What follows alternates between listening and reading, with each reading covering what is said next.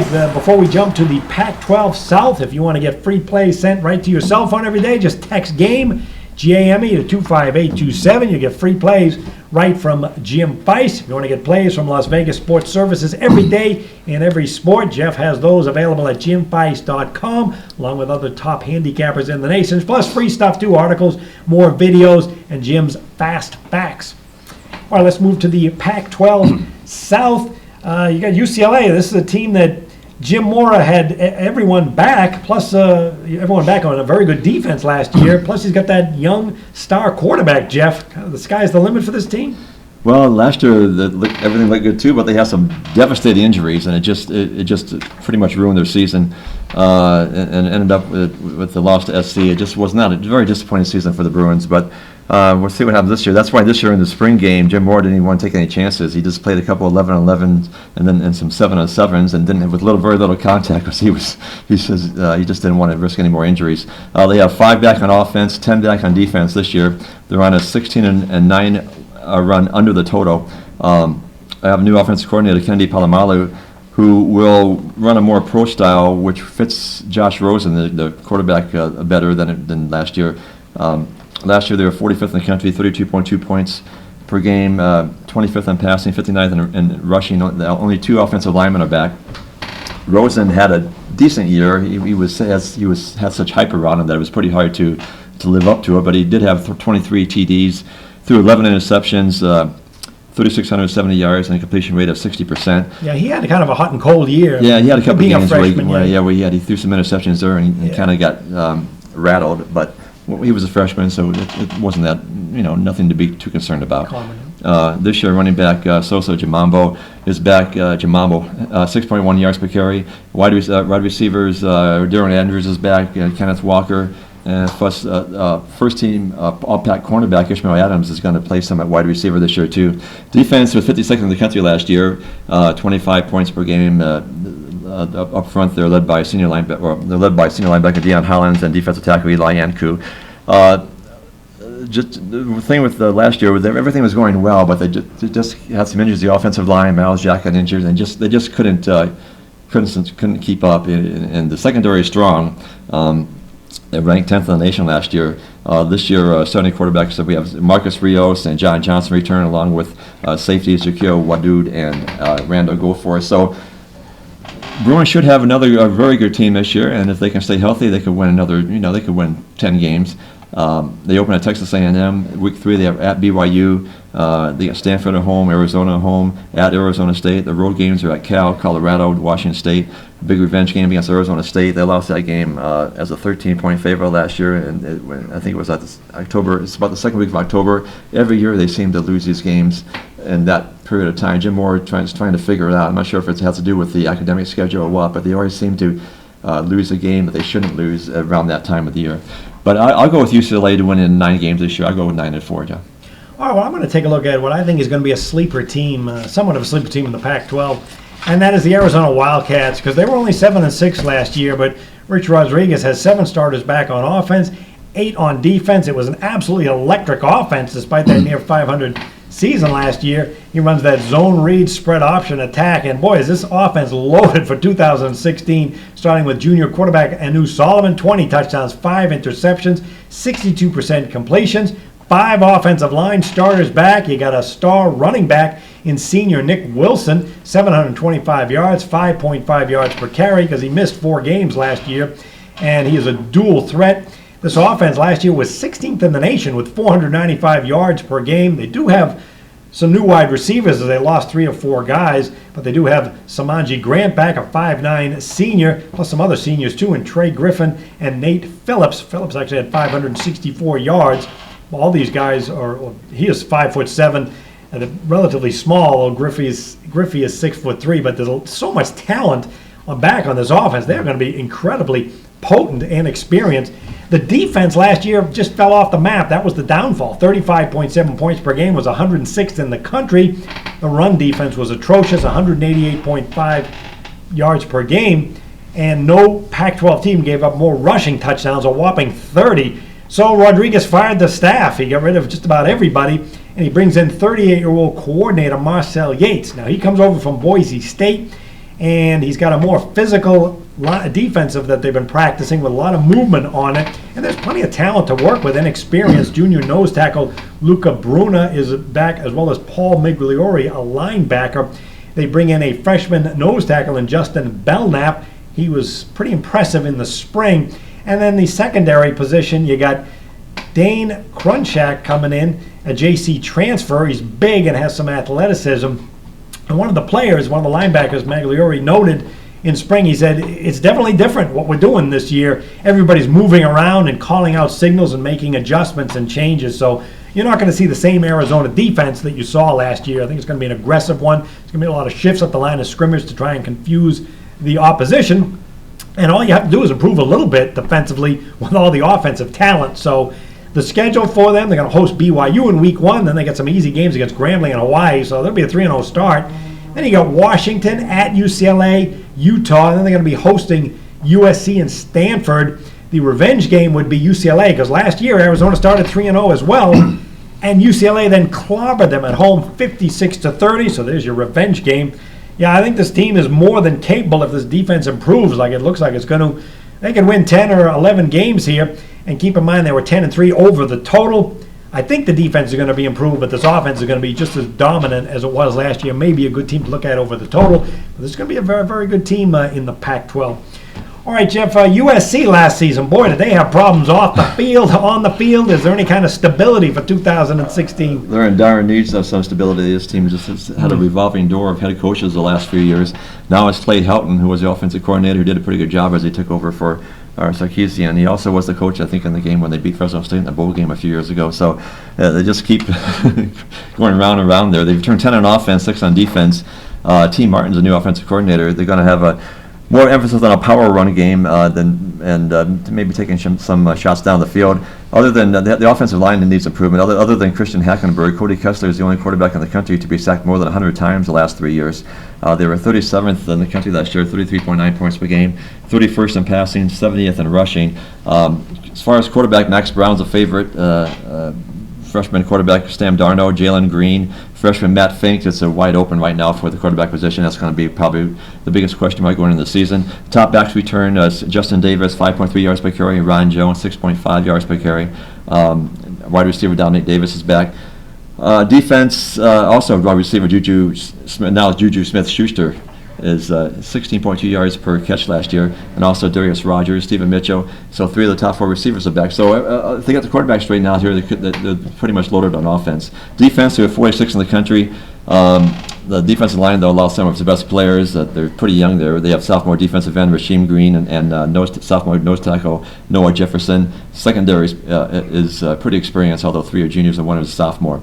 The openers against Alabama. That's what a way to open the season. Yeah.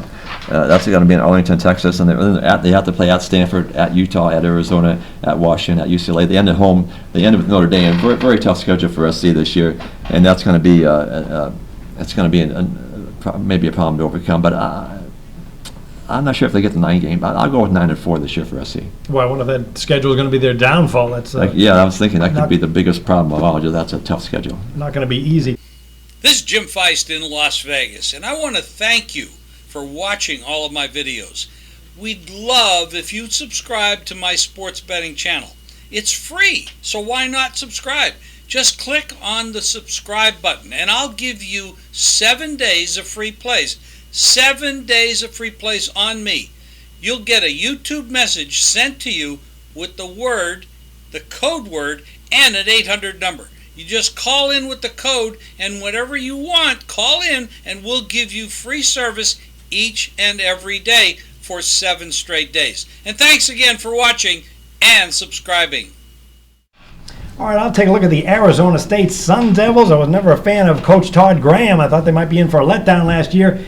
And they were a 6-7 record, losing Pac-12 record, 6-7 against the spread. And they're kind of rebuilding, the Sun Devils are, for 2016. 4 starters back on offense, 7 on defense. He brings in a new offensive coordinator in Chip Lindsey. This guy ran the Southern Miss offense the last couple of years, and they ran wide open spread attacks. The offense was pretty good for this Sun Devil team. 32nd in the nation with 34.5 points per game. Very good balance, too. 20th in the nation in passing with 299 yards per game. They were pretty good with rushing the football too. But we have some new quarterbacks. You got sophomore Manny Wilkins. He is a former 4-star recruit, has to step in. Or you got Brady White. This guy is a ballyhooed recruit as well. And then Bryce Perkins is in the mix, but it's probably one of those first two guys. And unfortunately, they're not going to get any help on the offensive line. Only one starter back, so it's a major rebuild. They do have some help, though, with junior running back Demario Richard. He had just over 1,000 yards rushing, 5.3 yards per carry, but they do lose their best wide receivers. So you're going to see senior Tim White, 633 yards, get more catches, as well as Ellis Jefferson and Cameron Smith. But they do have to work in with this new quarterback. The downfall of the Sun Devils was the defense. They were terrible last year, 32.7 points per game.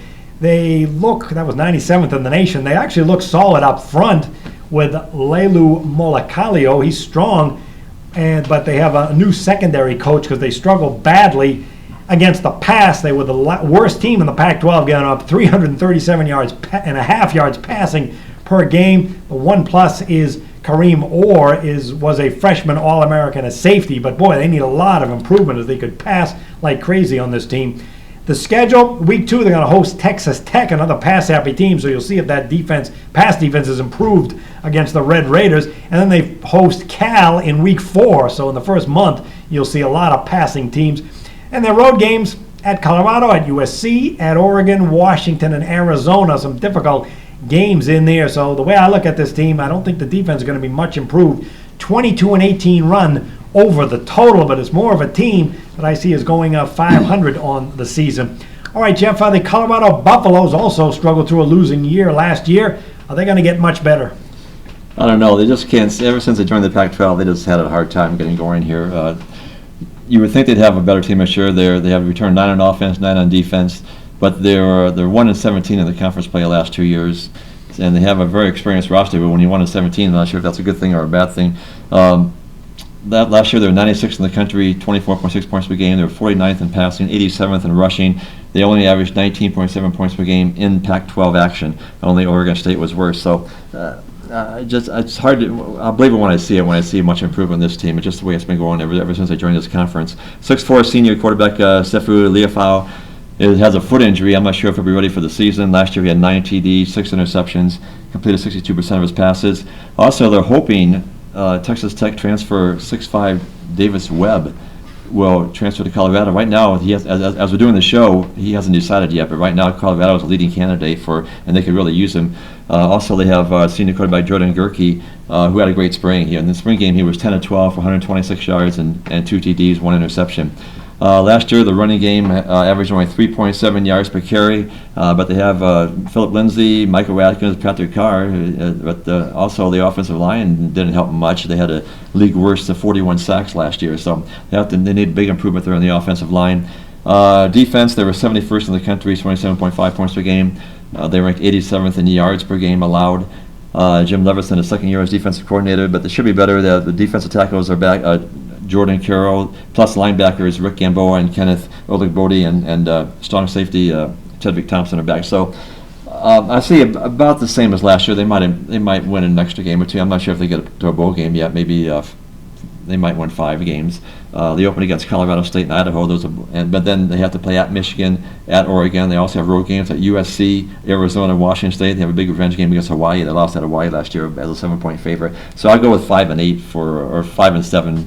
5-8 for Colorado this year, John. Yeah. Well, the Utah Utes are a team that is off a great year, 10-3 for Kyle Whittingham. He's been there 12 years, runs a great program, and they look really good again. This is an offense that is always, he's a proponent of balanced offense, and they were great last year, 180 yards rushing and passing just over per game, and they averaged 30.8 points per game. That was 55th in the nation. Now, they do have new quarterbacks for the coach here. You got junior Brandon Cox and junior college transfer Troy Williams. He played at Santa Monica College in California with 31 touchdowns and 4 picks.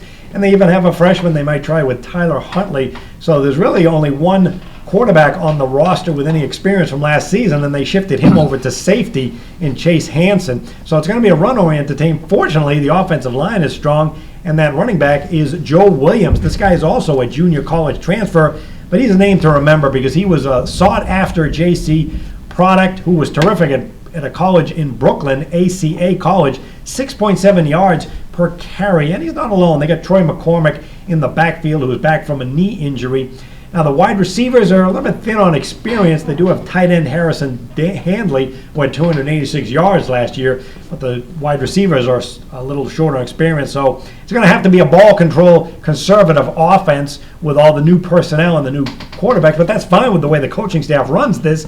And it's also fine because the defense is loaded. They gave up 21.8 points per game last year, 31st in the nation. They were deadly against the run, 6th in the nation, giving up 118.8 yards rushing per game. Now, they do have a new defensive coordinator, technically, in Morgan Scalley, although he has been with this program for a decade. He's just been promoted.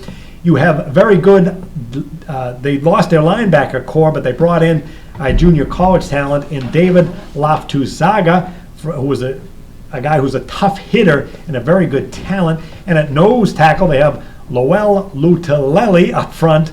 And why can't these guys be named Smith and Jones? I know. That would help me. And another thing to keep in mind with Utah is special teams. If you're in these close defensive games, you need to have good special teams, and they are one of the best. Andy Phillips, a senior kicker, returns. This guy hit 23 of 27 last year, including a 53-yarder against USC. So it might not be a team that's flashy on offense, but as far as sound, fundamental football, playing tough defense, and winning close games in the fourth quarter, it's difficult to go against this team.